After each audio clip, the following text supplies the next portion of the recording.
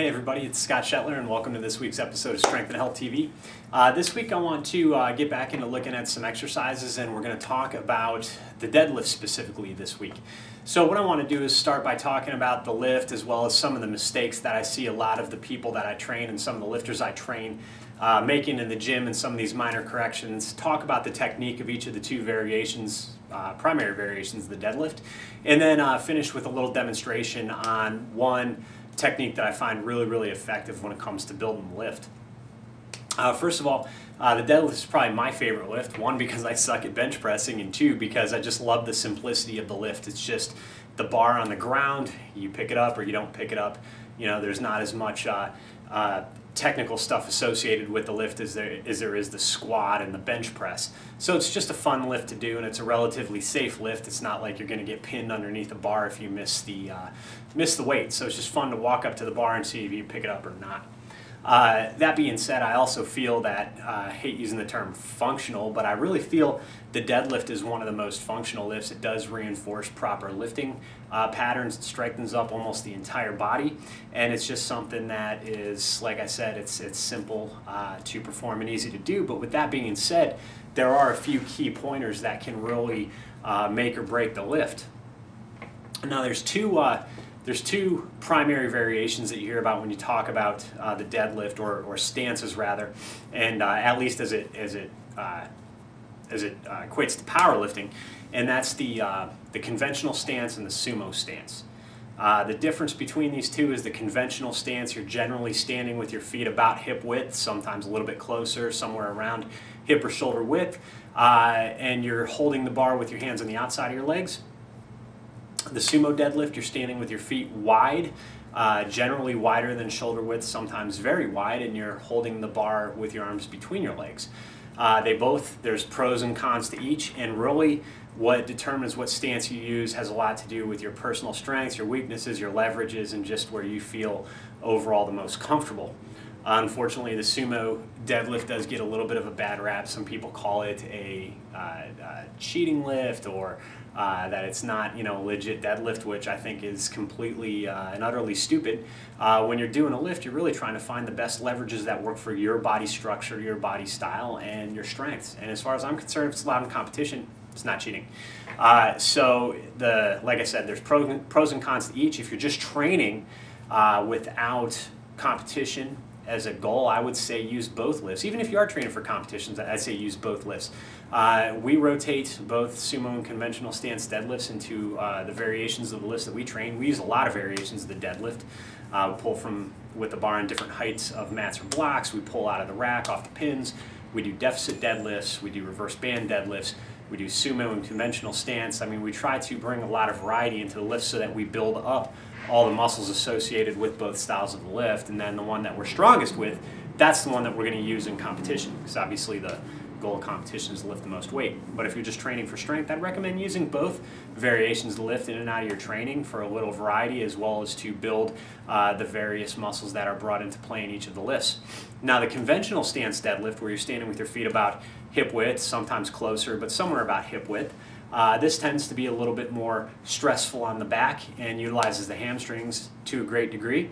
The sumo stance tends to be a lot more hip dominant, and we're going to talk about the technique associated with each. Now with the conventional stance deadlift, probably the biggest issue, there's two main issues. The biggest issue that I see is people not setting up at the bar properly. Either they're too close to the bar or they're too far away from the bar. The idea is that we want the bar to come up in a straight line, and that's the goal of the lift. Now remember, when you pick up that bar, it's going to swing toward the center of mass. So if you're standing too far behind the bar and you pick it up, it's going to swing into your legs. On the flip side, if you're standing, and this is generally the case with larger lifters, if you're standing too close to the bar, shins on the bar, or even just an inch or two off the bar, and you squat down to pick up the bar might swing out away from the body to come up and around the knees. So it's really important, if you're going to use the conventional stance in the deadlift, that you find how close to stand to the bar that's appropriate for your body size and your body structure. Generally, what you want to do is stand with the bar over the balls of the feet or the midfoot, somewhere around there, so that when you're standing straight up, looking down, look at the tops of your thighs or your knees if your thighs aren't that big. If you got big thighs, it might be the top of the thigh. If not, look at the top of the knee and make sure that's directly over the bar. So that might be with your shins very, very close to the bar. It might be with the shins away from the bar a little bit, but start there. Then when you approach the bar, you want to fold at the hips, sitting your hips back and loading up the hips, the glutes, and the hamstrings, and not squatting down and bending the knees down. So you want to start by folding the hips and sitting back, trying to keep your shins vertical or perpendicular to the ground so that the knees don't drift forward, creating an obstacle for the bar to have to come up and around. So you want to try to keep the shins as straight as possible. Start folding at the hips, hinging at the hips, sitting back, loading up those hamstrings, and bending down to grab the bar. You only need to lower the hips enough so that you can grab the bar. Now, some people do like to drop the hips a little bit lower and almost squat the bar up. Some people like to keep those hips a little bit higher. But the idea is that regardless of how you're going to do this, you want to sit back and down and create some tension, almost wedging yourself between the bar and the ground. And we're going to talk about that here in a minute because that does apply to the sumo deadlift as well. But in a nutshell, you're going to stand with your feet under the bar so that if you're looking down at the fronts of your thighs or knees, that is directly over the bar. You're going to fold at the hips, hinging at the hips, lowering yourself down, only bending your knees where you need to grab the bar in proper back position. You don't want the lower back to round. You want to make sure you're holding a neutral spine throughout the lift. Some people even get some benefit by letting the thoracic spine round and collapse a little bit, shortening their spine. But that's more of an advanced technique. If you're a competitive powerlifter, you may want to explore that. If you're just lifting for general strength and fitness, it's probably nothing you need to worry about. So again, holding a neutral spine, keeping that chin packed in and not looking up toward the ceiling, folding, hinging at the hips, sitting back on the hips, loading the hamstrings, and going down only as low as you need to grab the bar with your arms straight. Now it's important that you grab the bar with your arms completely perpendicular to the ground. Again, we want to make the shortest distance possible. If we grab with a snatch grip, which is a different variation of the deadlift, it's going to place a lot more stress on the back, but we're also going to have to get a lot lower. Okay, if your arms are perpendicular to the ground, we're going to shorten the distance that we have to pull the bar. So your foot stance could be very narrow. I've even seen some people stand with their heels touching and their toes pointed out slightly. But for the most part, when people pull conventional, their feet are going to be in line with their hips. Slightly out, slightly in, but somewhere around there. I've even heard people say that if you jump where you land, that's a pretty good stance to start with. So a lot of this is experimentation and personal preference, but those are kind of the key points you want to address when you're doing the conventional deadlift. Now remember, the two biggest mistakes, either standing too far from the bar or too close to the bar. If you stand too far away from the bar, you pick up that bar, it's going to swing into your legs. If you stand too close to the bar is going to swing out to have to come up and around the knees, so you're not using an optimal line of pull. So again, experiment with your stance, how close you are to the bar, and figure out where you can pick the bar up in a perfectly straight line coming up. The other thing is too, not pulling back. I see a lot of times people extend their knees and their hips first, and then they're using a big back extension to lock the weight out. It's not an optimal way to pull, but we're going to address that when we talk about this wedge technique after we talk about the sumo deadlift. So that wraps up the conventional stance deadlift. With the sumo deadlift, you're going to take a wider stance than you do with the conventional stance deadlift, and instead of grabbing the bar outside the legs, you're going to hold the bar on the inside of the legs. Now the legs, how wide should you go? Again, this is personal preference. You're going to have to experiment and find out what works best for you. Obviously, the wider you go, the lower you are, and it can improve your leverage, but it can also bring your balance into play. If you go too wide and you lose your balance, you might have a hard time making the lift. So generally what you want to do is hold your arms out to the sides, and if you look at where your elbows are, start with your feet that wide. Now that may be too close. You might feel more comfortable going a little bit wider, but that's usually a good place to start. So if you just hold your arms out to the side, place your feet in line with where your elbow joint is, and start there. The toes are going to be pointed forward or slightly out. That goes for both stances. Again, that's a little bit more personal preference. The more forward the toes are, the tighter the hips are going to be, and the harder it might be to get down into a pulling position. So you turn those toes out, that might open up the hips a little bit and make it easier to get down into your optimal pulling position. So with the sumo, where it differs from the conventional stance deadlift, other than obviously the setup, is in the conventional stance deadlift, you're really driving your feet, you're driving through your feet into the ground and pulling back on the bar. With the sumo stance deadlift, in that wide stance, you're actually wanting to push out on your feet, like you're trying to spread the ground with your feet as you pull the bar into your body. You almost want to feel those lats activate, like you're pulling that bar into your body on both lifts. You want to pull the bar in and not up. All right, so that's a big mistake that people will make. When you're doing the sumo, you're pushing out on the feet, driving the hips into the bar as you pull back and up. With the conventional stance deadlift, you're driving through the legs and driving the hips into the bar as you pull that bar back and not just up. Both of the lifts are done incorrectly if you let the legs extend, the hips and the legs extend first, and then use the back to finish the movement. You really want to try to get the hips into the bar as soon as possible. With the sumo stance, again, you're going to be a little bit wider than your conventional stance. You're going to be holding the bar inside the legs. You're going to be pushing out on the feet, trying to get those hips close to the bar in order to make the lift successfully. Now, for both of the variations here, there is a technique that we use that I refer to as a wedge. And basically what this does is it increases your tension and your power at the beginning of the pull. All right.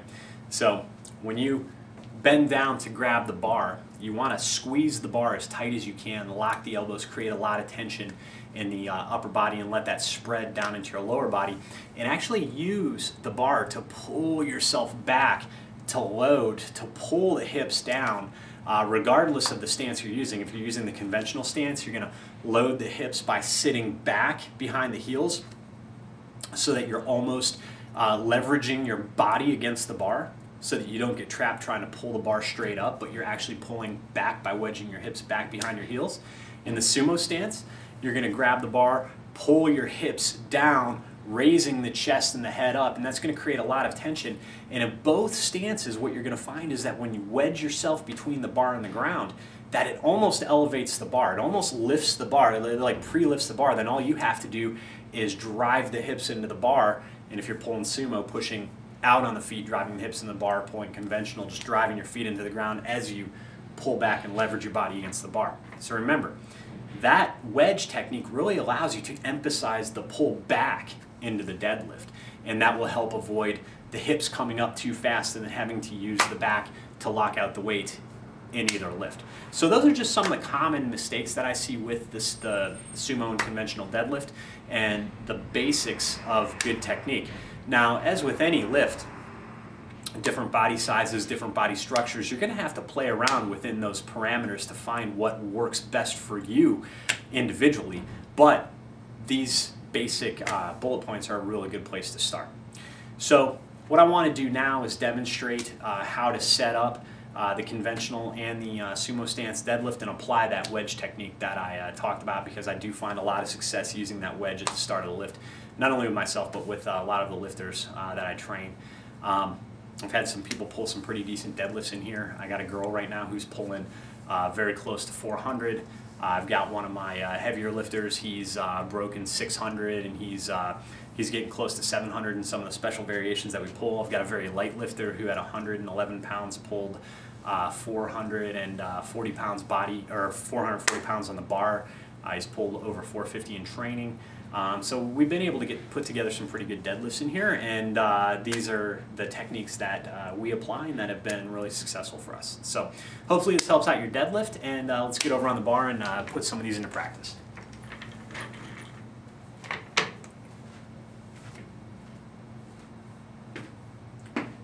All right, again, so with the conventional stance deadlift, you're going to start by looking at the front of your thighs, the front of your knees, and lining those directly over top of the bar, and that should get you the proper distance away from the bar. Remember, if I'm too close, when I go down, my knees are going to go forward, and the bar is going to come up and around the knees. And if I'm too far away, I bend down to grab the bar, it's going to slam into my legs, it's going to swing back, because remember, objects always swing back toward the center of mass when you pick it up. So you want to make sure you got the optimal distance away from the bar. Look down at the bar, thighs or knees in line with the bar. And then your feet again are going to be about hip width, maybe a little wider, maybe a little closer. That's personal preference. You've got to experiment with that and see what works best for you. But you're going to approach the bar by folding at the hips, keeping the shins perpendicular, going down, bending the knees only as much as you need to get into the proper pulling position, with a neutral spine. Once you grab that bar, you're going to squeeze the bar as tight as you can, increase a lot of tension through the fist, the arms, the shoulders, into the body, and get your whole body tense. And as you do that, you're going to wedge your body back between the bar and the ground to create a little lift off on the bar, so that when you pull, you're pulling back and driving the hips into the bar, into the lockout. All right? So get your setup, approach the bar, lock your grip in tight, take a big deep breath, and then wedge the body between the bar and the ground, sitting back, loading tight, and then driving the hips into the bar as you pull the bar back. So that's our conventional stance deadlift. And again, remember that wedge technique. After you grab the bar, get tight, drop the hips back so that the bar almost, so your body almost leverages the bar up, then pull back and drive the hips into the bar to complete the lift. Now with the sumo deadlift, we're going to start by taking our arms out to the side, and we're going to stand as wide as our elbow joints. All right? And with the sumo, we actually want to start with the shins right up on the bar. We want the hips to be as close to the bar as we can at the start of the lift as possible, because we are pushing out on the feet and sitting the hips back to do the lift. So with the sumo, we're still going to apply that wedge technique. We're going to fold down and grab the bar as tight as we can, and then you're going to pull on the bar, wedging your body back behind the bar, and wedging your body behind the bar into the ground, so that you're sitting back into the hips as you pull the bar into you. That's going to get you really, really tight in the hips. It's going to cause the bar to come up a little bit at the start of the lift. Then all you have to do is push out on the feet and pull the bar back into the body, driving your hips into the bar. All right? So bend down and grab the bar. Squeeze the bar really tight, lock the elbows and increase your tension. Then take a big breath. Use the bar to pull your hips back and down as you push out on your knees, and let the head and the chest come up. Once you apply the wedge and you feel the slack coming out of the bar, all you got to do is push out on the feet and drive the hips into the bar to complete the lift. So grab the bar and get tight, big breath, apply the wedge, pull yourself down and back, push out on the feet, driving the hips into the bar to complete the lockout. And that's how you apply the wedge technique into the sumo deadlift. So hopefully these points, you'll find some of these points help your deadlift out. So practice with them, practice with lighter weights, and then start to increase the weight once you learn this new technique. If you've been doing it differently, you might have a hard time at first. Anytime you apply a new technique, sometimes you might have to take a step or two back, but it's important to realize that often it's one of these little technique issues that can be holding you back from breaking through to that next jump. So it's really important to analyze your lifts. It's really important to analyze your technique and find out where you're breaking down, fill in those gaps, and then get more weight on the bar. So hopefully you enjoyed this week's episode. Hopefully it gives you some things to think about, to work on with your deadlift. And until next week, stay strong, stay healthy.